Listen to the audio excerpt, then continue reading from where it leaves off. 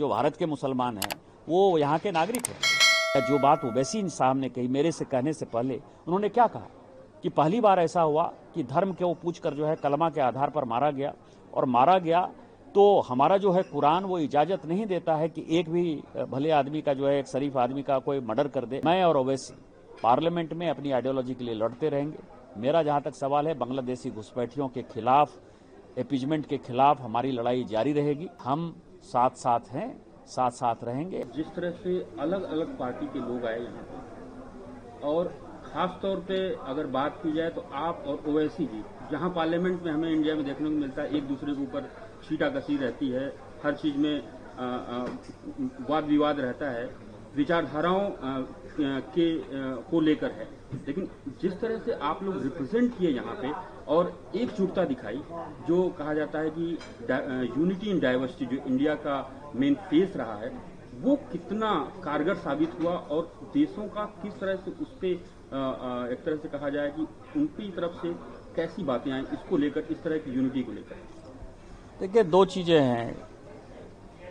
हमारा मानना है कि संस्कृत हमारी पुरानी भाषा में से एक है, और जो हमारे पूर्वज बोल कर गए वो सभी को जानने का सवाल है। सभी हिंदू मुस्लिम की बात करते हैं, और मैं भी बांग्लादेशी घुसपैठिए से परेशान हूं, और बांग्लादेशी घुसपैठिए की बात मैं पार्लियामेंट में बोलता हूं, बोलता रहूंगा, क्योंकि हमारा पूरा आदिवासी समाज जो है वो खत्म हो गया। 45% था, वो 22% पर आ गया।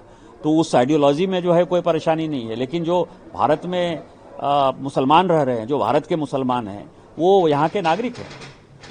हिंदू मुस्लिम सिख ईसाई बौद्ध जैन हमारा जो है विषय है, वो हमारे चाहने न चाहने से जो है उनका उतना ही अधिकार है जितना हमारा अधिकार है। तो दो श्लोक कहा संस्कृत में, एक जो मैंने पहले भी कहा है कि सर्वनाशे समुत्पन्ने अर्ध तजेति पांडिता।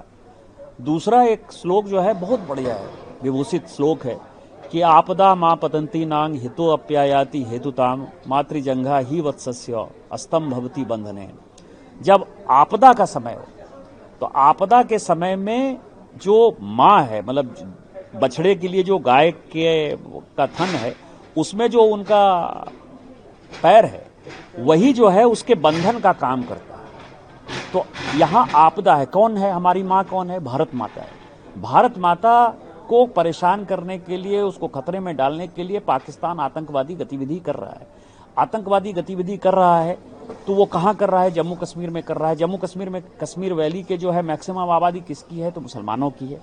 तो सवाल ये है कि जो पूंछ में सेलिंग हुआ है, पाकिस्तान ने मारा है, तो उसने धर्म पूछ के थोड़े मारा है, उसने मुसलमान भी मरे।